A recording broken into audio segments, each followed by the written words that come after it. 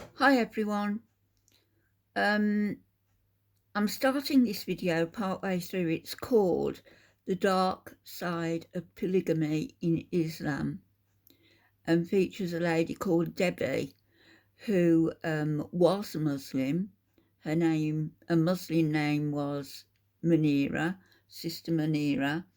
She's gone back to her other name of Debbie, her real name. But this gentleman is Muslim and he's talking very honestly about Islam and why men are allowed to take multiple wives. I've already said why in previous videos. It's for sex, to have somebody in servitude to them, multiple women in servitude to them, and as baby making machines, to grow Islam. So if you listen to this man, he just confirms exactly what I've been saying. I'm starting it midway through, by the way, but I will leave the link in the description. Why does Islam encourage and support polygamy? What's the reason why? Well, it should be obvious to anyone. It's because Islam wants more babies. It wants to grow the population. It wants to grow the ummah. And that's why Islam encourages men to have multiple wives, so they can make more babies. So, because if you have one woman with two husbands, she can only get pregnant once every 9 months. But if you have one man with two women, or three or four, well, that's 4 times as many babies, and the population will grow faster and faster. For and incubators. We know, even today, the greatest growth in the population of Muslims comes from birth. If polygamy is such a good thing, then we should see that in Muhammad's relationships, because Muhammad was the ideal Muslim man, the ideal husband. Think of this. The average is 2.5 children to a Western woman, or was. It's probably less now, the state of the world. So say 2 children is the average. If a Muslim man has 4 wives, each of those 4 wives has 4 or 5 children, there's 20 children by one man. 20. Think of that. Supposedly, and he is the best of all men. But when you look at his marriage, it was full of problems and suffering and fighting and jealousy and conflict and backstabbing between wives, and it was not ideal. And he boycotted all his wives for 1 month because they were upset. This was not at all an ideal situation. It was not a happy marriage for any of them. It was not at all. I have to interrupt him again. I'm sorry, I'll stop after this. I'll let him carry on. He is saying about Muhammad's marriage to his wives not being a happy one, and sort of criticising Muhammad in a way that isn't going to go down with fellow Muslims very well. We saw what happened to that girl in the video I posted yesterday, who was killed for saying the name Jesus. So he's very brave to speak out. He's very honest, and I wish there were more like him. Okay, I'll shut up. Ideal that Aisha had to walk around wondering if one day her husband's going to get yet another wife, yet another wife, yet another wife. Every time he looks at a woman and likes her, boom, she's married to him, right? She had to compete with the other wives for attention and time and love. Then, of course, later on in the relationship, Muhammad took away Sauda's night, one of his first wives, and gave it to Aisha because Allah allowed him to do that. So not only was she married to him, so she still got some sort of financial support, but she didn't get any more intimacy from him, any more time from him. I mean, heck, even if you didn't want to sleep with her, you could still spend some time with her once every 9 nights. Wasn't even that much, wasn't even that often. But that's how it rolls with prophets, right? And God men. They change the rules to suit them, even though you're supposed to be, according to Islam, you're supposed to be just and equal and fair with all your wives, but Muhammad wasn't. He even took away one of the wives' nights, so you can spend it with the wife you actually want to spend time with. So I mean, that's the problem. Islam sees women as baby making machines to further its goal of growing the armies and the nation of Islam. And that's why Islam allows polygamy. Not because it's good for women, it's good for men, you could say to some extent, right? And men, of course, use the excuse of, oh, I'm just doing it to follow the Prophet, the Sunnah. But it's not about Sunnah, it's about their own benefit, their own enjoyment, right? Some of the things I described are problems in particular relationships and not problems with Islam itself, say, so to speak. For example, when I mentioned that, some husbands will be unfair to their wives, Islam says it's supposed to be fair. But the problem is Islam creates a system that puts all the power in men's hands. Men can divorce a wife with a simple word saying talaq and then waiting the waiting period. Men get to have all the power and all the say in the relationship. It's very one-sided. So the problem is Islam creates a system of injustice, even though it says, yeah, you're not allowed to do that, but it allows it by enabling it. That's the problem. That's one of the big problems with Islam. And yes, I do agree that polygamy may be good in some relationships, but for the vast majority, it's probably something that's quite less than ideal, I would say. And again, very unfair to the woman. And I'm going to share now an interview I did with Debbie, who was married to a former leader in Hizb ut-Tahrir, an Islamist group. She was married to him for many years, 7 years before he announced he was going to have a second wife. And at the end of it, check out her channel. It's going to be linked in the description, so you can subscribe to a new channel. She's going to be uploading more videos in the future. I mean, I've heard of men who get second wives, but I haven't heard the stories from a woman's perspective. So what was that like? So after 7 years, so you were married for 7 years, and then he decided to get a second wife. Yeah, he told me from the beginning, though, that he would want more than one wife. So I knew it was probably going to happen. And then when he met somebody on a matrimonial site that wants to be a second wife and all this stuff, and as it became a reality, I was just like, okay, well, I had 3 kids already, and I just stayed busy. I was devastated initially because we weren't having a bad marriage where we didn't get along, and that's why he was doing it. He was doing it to just be more pious and do more sunnahs. Yeah, sure. Yeah. Well, right? So yeah, this is how you make yourself feel better. And then I'm buying all these books written by polygamist women and how they go through it, and just this is my struggle that's going to get me to heaven, and I would be reassuring other sisters that would come over and cry for me, and I would have to reassure them and tell them it'll be okay. It's just, oh wow, yeah, it was crazy. I lost a lot of friends and I gained the more extreme friends, and when this happened, I got to know how many people actually do polygamy, because people don't talk about it, but once you are in it, then you're like, holy cow, it's big. There's a lot of Muslims do this. And I'm just gonna call out the elephant in the room. This is illegal. So how do they keep it legal? Apparently, it's only illegal if you legally marry all of them, which is impossible. So it's a loophole. So they're just I just got all these girlfriends. Yeah. So yeah. So basically, the claiming, if ever asked, legally, these are my girlfriends. Yeah, just a bunch of baby mamas. But Islamically, they're actually wives because they've had. Yes, they do the Islamic marriage, yeah. With 2 witnesses, so it is actually a wife, but right. Legally, not legally. Sort of dishonesty to keep it legal, right? Right. And all of the second wife, third wife, all of them have no legal protection, right? Right. In your case, did you do the legal, you legally got married as well? No, we didn't legally get married either. So he didn't want to register the marriage? No, we just left it. I've heard of this, and why? Can you explain how did he convince you to do that? I didn't really care because I had met him, and it was spontaneous. It was almost like a way out. I'm like, well, we're not going to legally do it. We'll just do it Islamically. So it'll be, it was just, it didn't matter to me. It was just almost like a safety net for me. So there's a safety net for you, but normally it ends up being a safety net for the woman, the marriage, right? in terms of like asset distribution? Well, and not stuff like that? necessarily, because if you're not legally married, you can keep things separate easier. Okay. So, like bank accounts. Especially if you're coming in with more money, right? Right. Oh, interesting. Yeah. So did that affect at all that doesn't affect child support or anything like that? No, it doesn't matter. Okay. Yeah.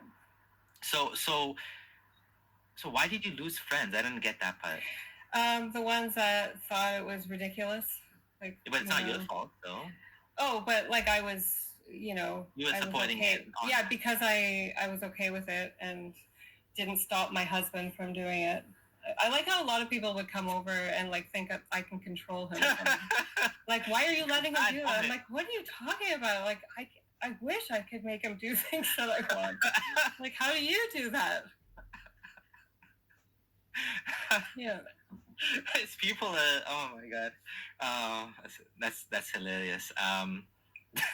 Yeah.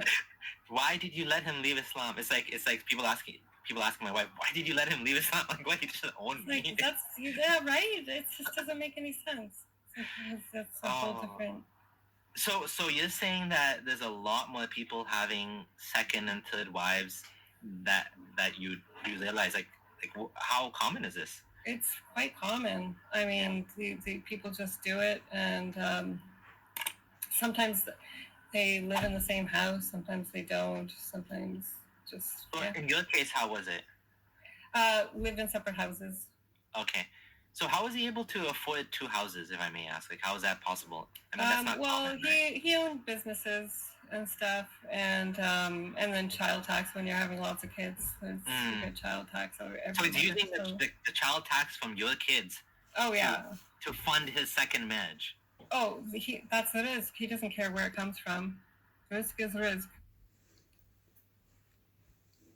To fund a second, third, fourth Islamic marriage isn't difficult, because the man will only be legally responsible, if in the Western world, only be legally responsible for one wife and their kids. In his other wives, if he has a second, third, fourth wife, she will be classed as a single mother and therefore entitled to any and every benefit that country is able to offer. I had this argument with him. He was like, it doesn't matter. Your sustenance comes from with whatever. Like, so. No, it doesn't matter where it comes from. That's slimy. Oh man, that's supposed to be for the kids, not to be going on escapades with other women, right? Yeah. So you said you knew her. Yeah, I befriended her to try to make it smoother transition, and so the kids don't freak out. And so yeah, we became friends, and it was weird because we shared a husband, so if we had complaints, we could like talk about it together. So there's like weird things that you can help each other and stuff, but it was crazy, like, to try to live that life amongst and lie to people about it. And then like you'd get these men that want their wives to be okay with it too, so they would come over with their wives and try to make us like these. We would know. I knew what was happening. Like some strange couples coming over, and then the wife sits down in front of me and the sister wife, and she's like sitting there like terrified, like because she's now being told how to become a polygamist basically, and it's like. I was so mad. Like, these women don't want to do this. Like, this is like one of the hardest things you could do. And so I would just tell them, like, look at the bright side. Like, you'll only see this guy half the time. Like, that's all I could say. Like, do your own thing. You can demand some stuff. It's like, if I'm okay with this, then I want this. Like, just take advantage somehow. I don't know. But yeah, there's just a lot of this. So just not to confuse viewers, because some people are kind of saying surprised. this is still like minority within minority though. So like within like very religious Muslims, I don't know if non-religious Muslims would do it, but like within No, it's always within the this, religious ones. yeah, so within this group of religious Muslims, you have a minority that are doing it. Like in me personally, I knew one guy who told me he wanted to get a second wife, and I knew the imam did it. But even in my circle, I didn't actually know anyone who did it, or at least they didn't tell me. And I was like, I was in the circle, like I was one of them. So I wasn't like they would have no reason to hide it from me, I would say. But I think you're right that when you actually do it, then the people that are also doing it kind of will it becomes a little mini like subculture inside the culture that these we're all together in this, right? Yeah. Emotionally though, like I would say if you look at history, there were a lot of polygamous marriages, but it doesn't make it any easier. And No. like from an evolutionary perspective, from a woman's perspective or a man's perspective, let's look both ways. From a man's perspective, you wouldn't want your woman to be with another man because if she gets pregnant, then you're raising someone else's offspring, and also, although it was outlawed in the mid 2000s, I think, stoning of people still happens, as per my other videos. So a woman who went with another man is likely to be subjected to an honour killing, whatever way it comes at her.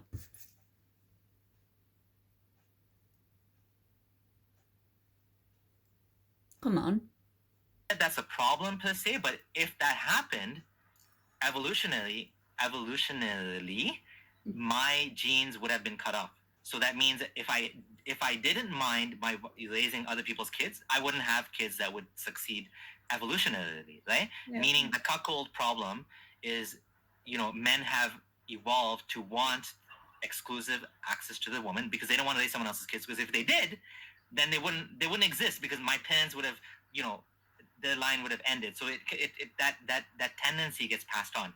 From a woman's perspective, she wants her man to invest all of his resources, I'm saying historically, into the marriage, into the offspring, because if he goes and has other children with other women, then there's just that much less resources for the family, for your family, right? So it makes sense that a woman would not want her man to have another woman. It just makes perfect sense. Right? Like I'm just saying, like from an evolutionary perspective, but emotionally, we're all hardwired to like it's a very difficult thing to accept, right?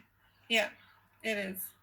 It was so hard. Like I bought this really good book from an Islamic bookstore, and it was like going through like how all the hadith that the wives of the prophets pertaining to polygamy and like different things that they went through and their jealousies, and it just helped me get through. And I had to literally show him, like, look, like this is hard for me emotionally, like you can't discount that. And because he's just like, it's allowed in Islam, so you should just be fine with it. It's like, I still have emotions. I have to like go through all the emotions that I'm going through with the book to prove to him that it's like a real thing. Like he was just like, so like everything, like if it's okay with Islam, then it's okay with Islam. Yeah, it's easy for him to say that, being the one that's having the second wife. But I mean, like men should, like, I don't have a problem with polygamy, but if a man should be allowed to do it, then a woman should be allowed to do it too. It's only fair. Like polyamory is a more equitable system. Now, I don't think polyamory is for probably 99% of people. Yeah. But like the Islamic system is completely one-sided. Yeah. The man can have multiple wives, woman cannot have multiple partners. Yeah. But like a man in that situation should think about it and say, well, if I want her to be okay with that, would I be okay with that? Right? And you can't say, oh, just because it happened, it's more common, or just because in history it happened. That doesn't make it any easier to accept. And so the same emotions that she is feeling, you should be able to empathize with that if she did the same thing, right? Like at least have that empathy, right? Yep. And so these women were coming to your house, trying. The husbands wanted to convince them that, oh, look, this is so good.